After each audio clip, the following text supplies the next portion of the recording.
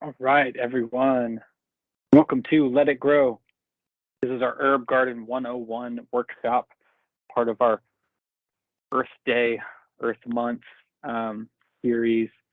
So we're just going to briefly talk about, um, how to grow an herb garden, some of the benefits of that, and just make sure that we have success when you start your own.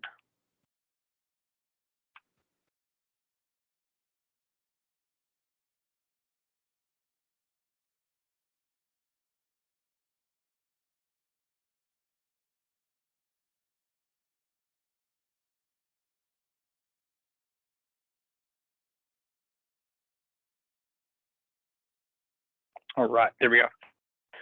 So topic for today, like we kind of talked about a second ago, the benefit of herbs, how to plant, when to plant them, and some health benefits of gardening itself. Um, so a little bit of a nice quote, the love of gardening is a seed once sown that never dies, which is, I like this quote a lot. I'm quite the plant person myself. Did a lot when I was younger with my grandmother and my mom. So it has carried on, and it's something that I really like to do. All right, so common herbs that you can grow. There are hundreds of different kinds of herbs. A lot of them you can grow at your house. Some of them we might not have the climate for. You might. We're here in the southeast in Atlanta, so in a pretty good growing zone. But maybe you're somewhere that you can grow something different, which is the cool thing about plants. But here's a list of some common ones that we use every day, and there are lots of meals that we prep. You've got rosemary, sage, basil, parsley, lavender, cilantro, oregano, tarragon, mint, dill, chives, chamomile, and like I said, hundreds more. So some benefits of growing your own herbs. You've got fresh flavors for cooking. It helps reduce the use of some pre-made seasonings. Those sometimes have a lot of extra added salt, or maybe they've got some ingredients that we don't quite know too much about, or they've got some stuff in there that wants you to keep coming back to that seasoning. So this can help you introduce some fresh flavors without having to use those additional seasonings. They provide antioxidants, which is great for some immune health and other health benefits as well. Aromatherapy. A lot of these herbs give off a scent, just by touching them. So you can really use these scents to relax. Lavender is a common scent used, has a calming effect. Spearmint, peppermint, thyme, rosemary, lemongrass. These all have different smells that can, reduce stress, anxiety, and have a calming effect. And also cost saving. You can get one plant, or even more cost effective seeds. You can get one plant for the price, of 3 or 4 of the pre-cut fresh herbs that you find in the grocery store. So, and a lot of these plants, if they're planted in a good place where they get lots of sun and water, they will survive the winter, depending on where you are, and they will keep producing year after year after year. I've got rosemary and mint, lemongrass, thyme that has come back year after year after year. So very cost effective when that happens. All right, so let's break down how to plant. First, you want to pick them. You want to pick your plants. Get a variety of herbs. You want to stay diverse in your flavors. So that gives you more recipe options. They can also be used for cocktails as well. So a little bit of rosemary, a little bit of mint in your favorite drink can go a long way. You want to choose your location. We'll talk about this in the next slide just a little bit. But typically they need a good bit of sun. but you can grow them pretty much anywhere. So they can be grown outside in a garden, on your patio, a porch, even indoors in your kitchen, which would be really convenient. You're right there, you're cooking, just reach over and grab some fresh herbs for your food. Potting and planting. So if you're going to pot them, for your patio, your living room, kitchen, wherever you want to put them, you just want to make sure that that pot is bigger than the original plant you purchased. So a rule of thumb I have is kind of, if you can stick 2 fingers in between the side of the pot and your the plant that you're getting, it's plenty of room for that plant to grow. You're going to fill that with some dirt. Make sure it gets watered pretty thoroughly, and make sure that the pot has a drainage hole at the bottom. You don't want the roots to get soggy. That is one way to definitely kill a plant. So make sure it has good drainage. And if you're going to plant in the ground, all you have to do is dig your hole 2 times the size of the original width. So if you've got that plant, you should be able to set another one directly next to it in that hole. That gives the earth around it, it gives the roots some room to grow.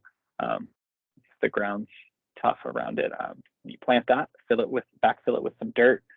Make sure you water it thoroughly. And if you live in a place that rains pretty frequently, you probably don't have to do too much watering. You'd water it the first couple weeks just to make sure it gets established. But if you live in the climate that we have down here in the Southeast, we have plenty of rain in the summer, so it keeps things dry, or not dry. It keeps them plenty watered. Compost. So adding compost when you're planting gives your plants all the nutrients that it needs. And Amy is actually doing a composting workshop on the 21st at 2 p.m. If you guys are interested, it'll be just like this on our channel, and you guys can tune into that to get more info on how you can do some composting of your own. So lighting needs. So this kind of goes back to picking where you're going to put your plants. So most of these can survive in full sun. Now we get temperatures up here high 90s in the summer, and most of these would do just fine in those temps and sun exposure. So anywhere else they would be okay as well. But up top you've got full sun herbs. That's 6 to 8 hours of full sun. You've got basil, chamomile, lavender, oregano, parsley, rosemary, sage. There are tons more. These are just some examples. Lavender and rosemary and sage love full sun. They will soak it up, and they will come back year after year. Partial sun 4 to 6 hours. So early morning or late afternoon sun, you want to avoid that midday heat of the sun. But some of those include chives, cilantro, mint, thyme, and tarragon. And honestly, some of these could probably survive in full sun as well. It just, kind of depends on where you are in and kind of what your climate is. Now we'll talk about the best time to plant. Spring. By the time this airs, the first week of April, it's go time, especially in the south where we're at. Up north, you might have some cooler temps still, so you can always look up when your last technical frost date is. And that's, that information is pretty easy to find online. And as long as you're past your final frost date, you can totally start planting those. Now, if you're keeping them inside, you can go ahead and plant the cooler temps. That doesn't really matter. You've got, temperature controlled indoors. So, and like I mentioned previously, some of these will even last, over, they'll last the winter, depending on where you are. So, all right, and the last kind of thing we're going to talk about are the health benefits of gardening in general. So, making the most of your garden. You've got lots of different health benefits that come with gardening, whether it's your flower garden, fruit vegetable garden or an herb garden like we're talking about. There are studies that show that gardening can help reduce stress and anxiety. I find that to be very true. Just being outdoors, working with my hands in the dirt, getting some vitamin D because I'm outside. Those are all great things. And that vitamin D exposure makes sure you're taking proper sun protection, but also it's great for getting vitamin D is great for depression or seasonal depression. And depending on how vigorous your gardening is, you're going to get some moderate exercise as well. So there's a good bit of walking. You're moving some things. So you can get some moderate exercise too, release some endorphins as well.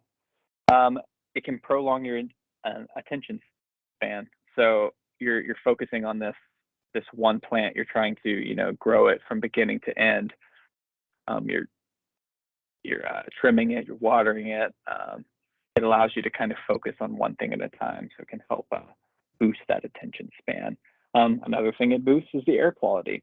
So outside, which is great, but if you keep these plants inside, it's taking some of that air and filtering it out and putting out some good oxygen. So it can help for your inside of your house as well. And like we mentioned previously, it encourages healthy eating. So you've got access to these fresh ingredients, and keeping that, right in your backyard or very close to you, kind of help you get a little bit more creative with your recipes and keep things a little bit healthier. You've got these different places in the world that have lots of longevity. People are living very long lives. Most of these people, most of their food comes from like within 10 miles of them. So keeping everything pretty close,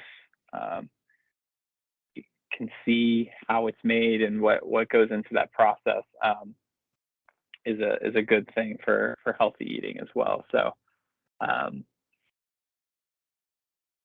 but that being said, that is let it grow. Now, if you've never done a garden before, if you've never grown anything, you kill plants all the time. That it's not your thing. I would really suggest just trying to grow some herbs. They're pretty simple. A lot of them are pretty tolerant to some abuse, so you can maybe neglect it, not on purpose, but unintentionally, and it should do fine, as long as you've got plenty of sun. You keep it watered. When the soil dries out, water it. Don't overthink it. Just check in on it occasionally. If it looks a little different, might need some water, might need some sun. So and it's a great little hobby to have too. It can kind of expand your horizons into other different kinds of gardening as well. So yeah, feel free, drop what kind of herbs you like to grow in the chat. If you've got a garden, maybe you can send us some pictures of your garden as well. So thank you for coming, and I hope you enjoy the rest of your day.